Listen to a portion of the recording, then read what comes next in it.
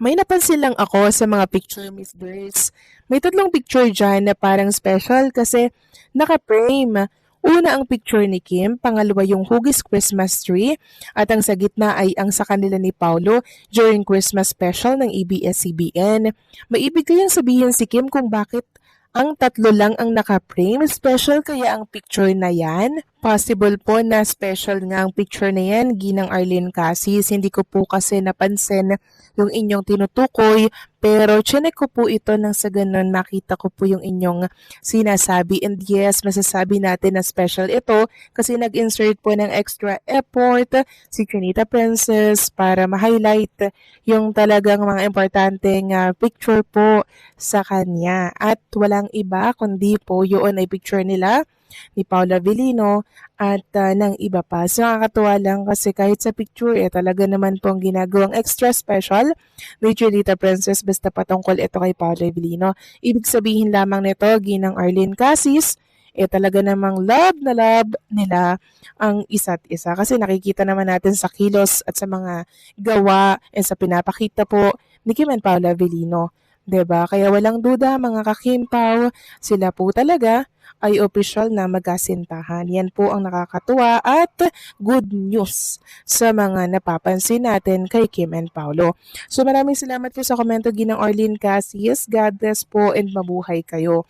So ito na nga pag-usapan na natin mga kakimpaw ang mga topic po na nakalap natin sa gabing ito. Tunahin na nga nating pag-usapan ang tungkol nga dito sa binahagi pong video promotion ni Chinita Princess.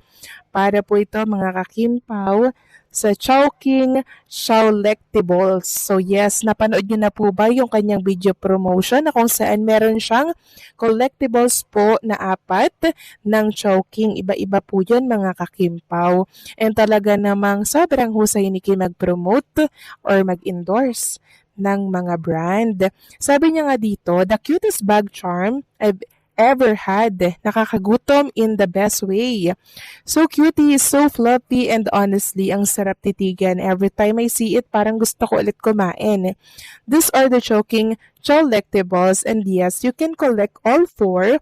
Get them when you purchase the Halo-Halo bundle. And Laureate, grabe amazing talaga. Perfect pang bag, pang keychain, or kahit pang display lang sa sobrang cute. Foodie plus kikay vibes in one charm.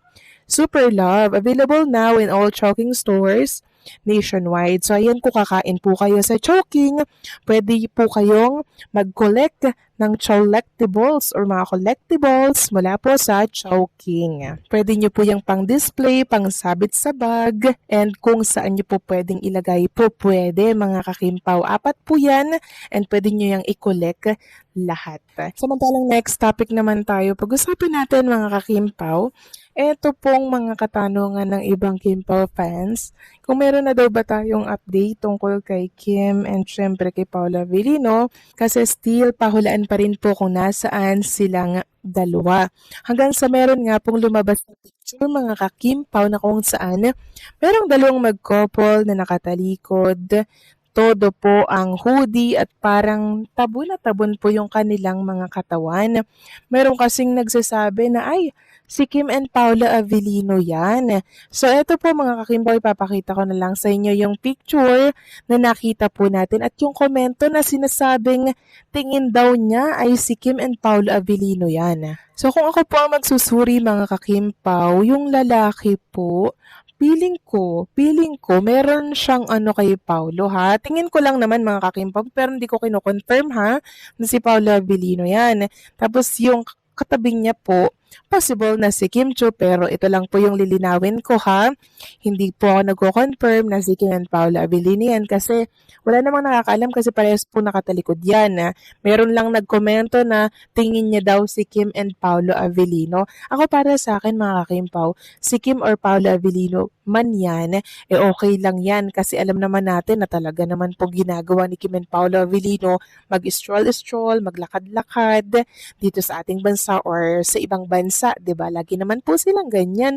And may time nga na namimili pa nga sila sa mall, 'di ba, ng kanilang mga uh, pang pasalubong, 'di ba? Ganyan naman talaga si Kim and Paula Avellino.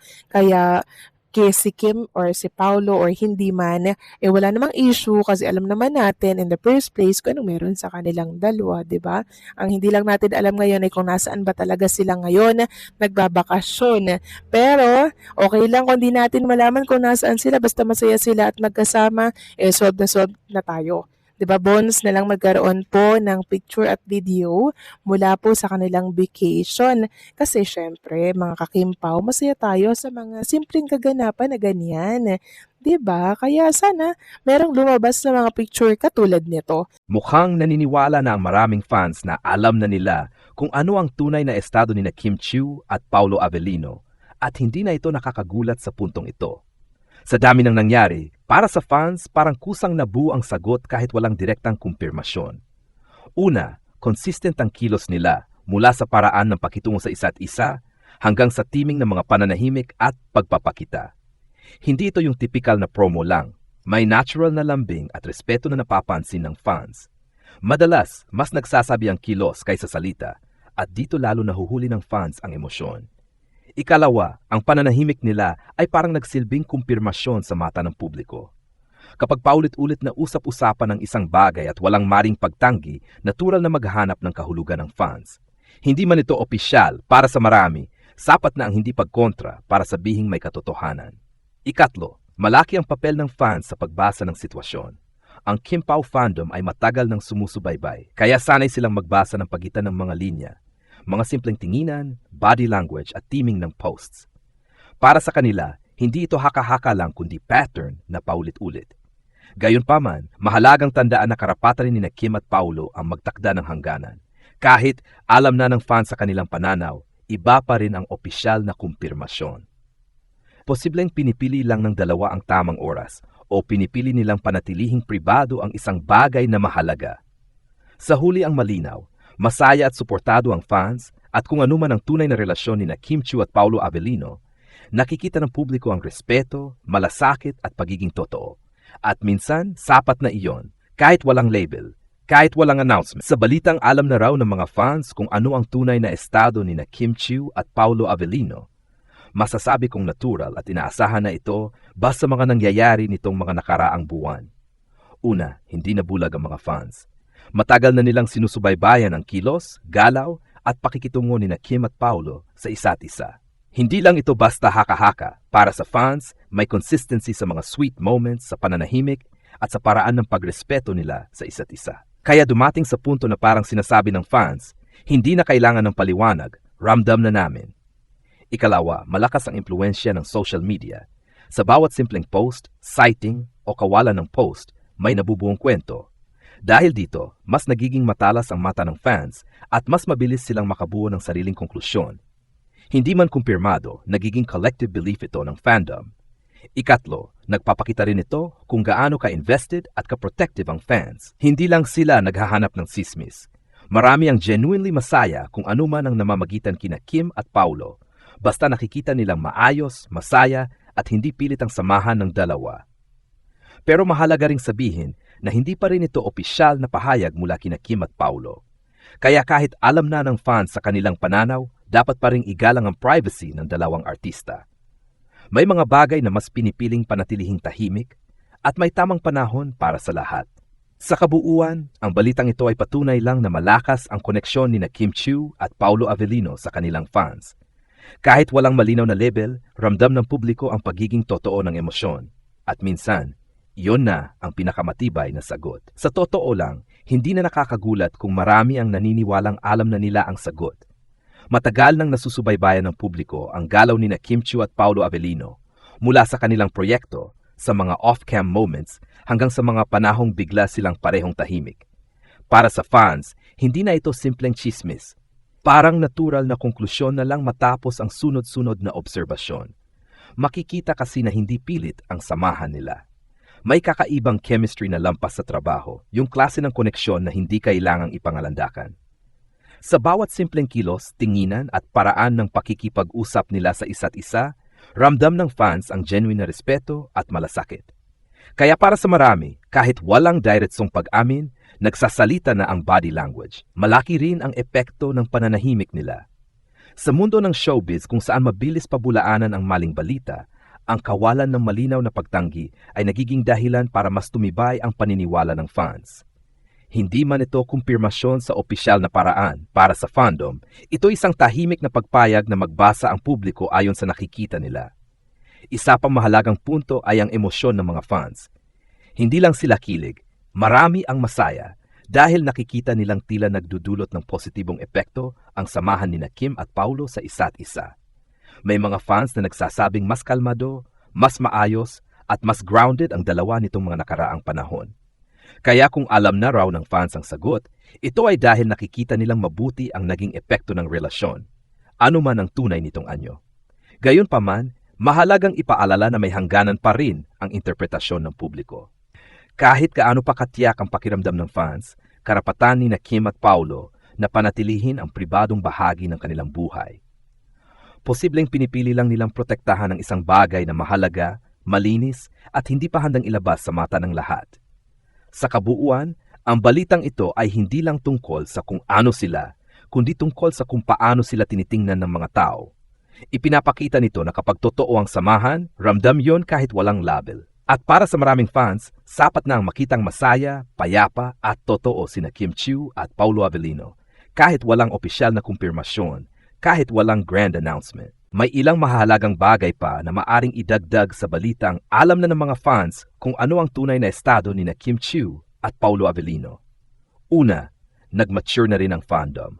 Mapapansin na hindi na lang puro kilig ang reaksyon ng mga fans, mas nangingibabaw na ang pag-unawa at paggalang. Marami ang nagsasabing kung ano man ang tunay na namamagitan kina Kim at Paulo, mas mahalaga na hindi ito minamadali at hindi pinipilit. Ibig sabihin, hindi lang sila basta taga-subaybay, invested sila sa kapakanan ng dalawa bilang tao, hindi lang bilang love team. Ikalawa, nagbabago na ang pananaw ng publiko sa celebrity relationships. Hindi na kailangang laging may press release o grand reveal para maging totoo sa mata ng fans. Sa kaso ni Kim at Paulo, mas pinahalagahan ang authenticity kaysa publicity. Ito ang dahilan kung bakit kahit walang label, tanggap at suportado pa rin ng marami ang sitwasyon.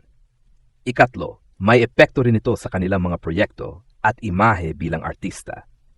Dahil ramdam ng tao ang pagiging totoo ng koneksyon nila, mas nagiging relatable at mas pinapaniwalaan ang mga eksena at roles na ginagampanan nila.